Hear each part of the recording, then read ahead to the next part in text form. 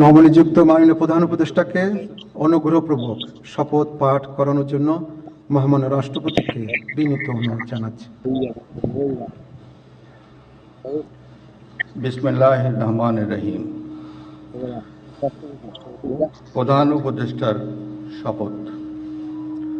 আমি মোহাম্মদ ইউনুস সশ্রদ্ধ চিত্তে